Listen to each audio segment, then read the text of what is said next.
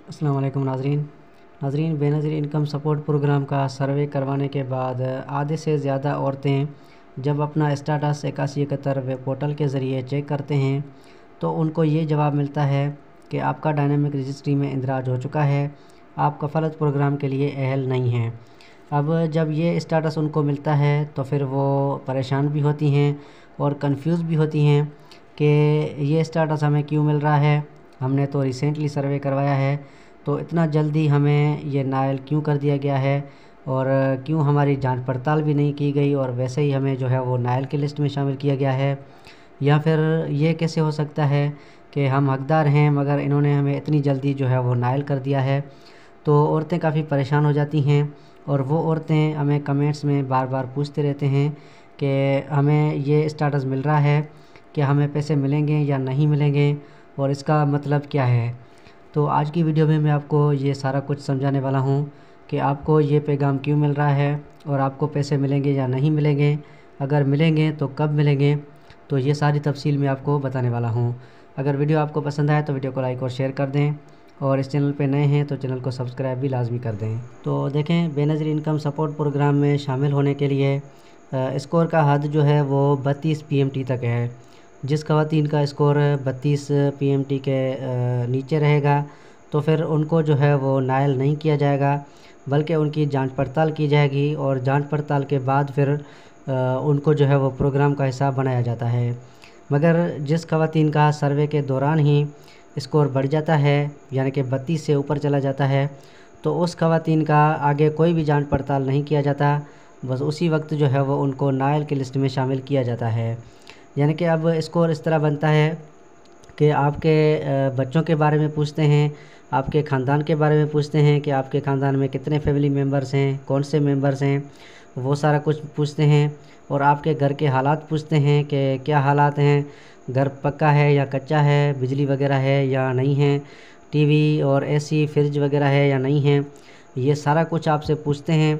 और ये सवाल जवाब जब वो टैबलेट में दर्ज करते हैं तो आपका स्कोर भी जो है वो बनता जा रहा है। और जब आपसे सारी मालूमात लेकर टैबलेट में वो फॉर्म को जो है वो सबमिट करते हैं तो सबमिट करने के उसी वक्त जो है वो आपका स्कोर बन जाता है कि आपका स्कोर जो है वो कितना है। यानी कि अभी आपका कोई नादरा से चीज़ नहीं देखा गया है, ना आपकी गाड़ी देखी गई है, ना आपकी जो है वो आपका बैंक बैलेंस देखा गया है। सिर्फ आपके फैमिली मेम्बर्स और आपके घर के हालात को देखकर आपका PMT स्कोर बनाया जाता है कि आपका PMT स्कोर कितना बन रहा है।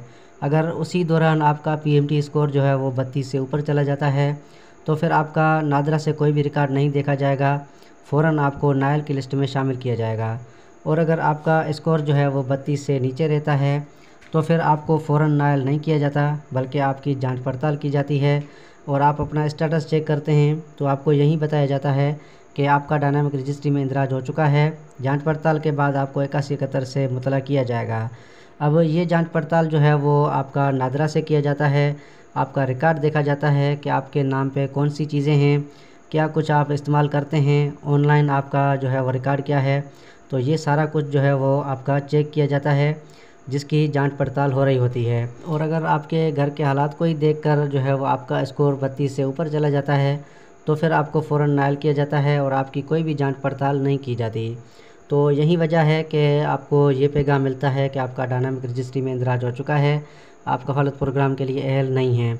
जिनको भी ये पैगाम मिलता है वो समझ लें कि उनका स्कोर जो है वो 32 से ऊपर है। और जिनको ये पैगाम मिलता है कि आपका डायनामिक रजिस्ट्री में इंदराज हो चुका है, जांच पड़ताल के बाद आपको 8171 से मुतला किया जाएगा, तो फिर वो ये समझ लें कि उनका स्कोर 32 से नीचे है और बाकी जो चीज़ें देखी जाती हैं उनकी जांच पड़ताल उनकी हो रही है। जब वो जांच पड़ताल कंप्लीट हो जाएगी तो फिर उनको जो है वो पैसे मिलने के काफ़ी चांसेस होते हैं।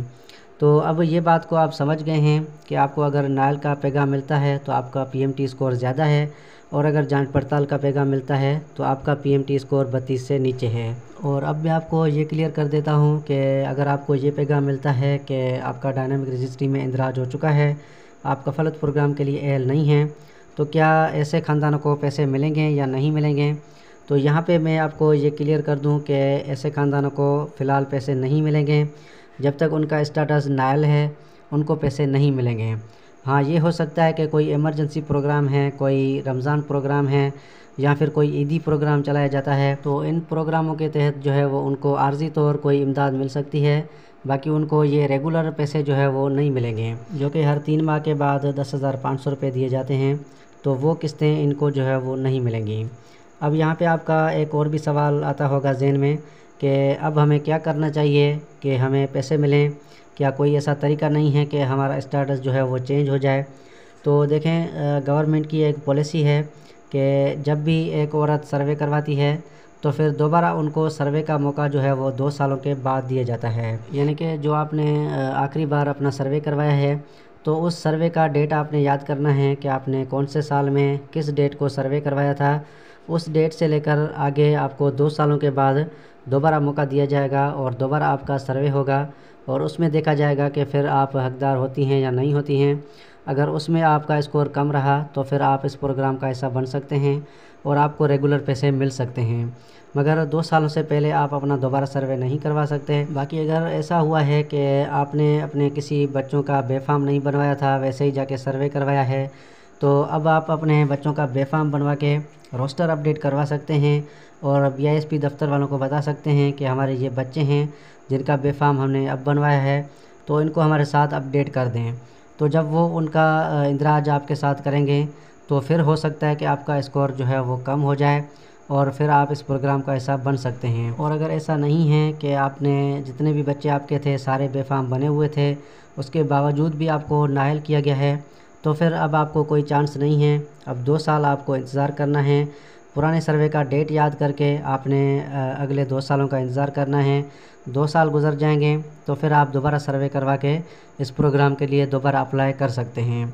बाकी फ़िलहाल आपको कोई अहल होने के इम्कान नहीं है। ठीक है, तो उम्मीद करता हूँ आप मेरी बातों को समझ गए होंगे, वीडियो पसंद आई होगी। अगर वीडियो पसंद आई हो तो लाइक और शेयर कर दें। मिलते हैं किसी और वीडियो में, तब तक के लिए अल्लाह हाफ़िज़।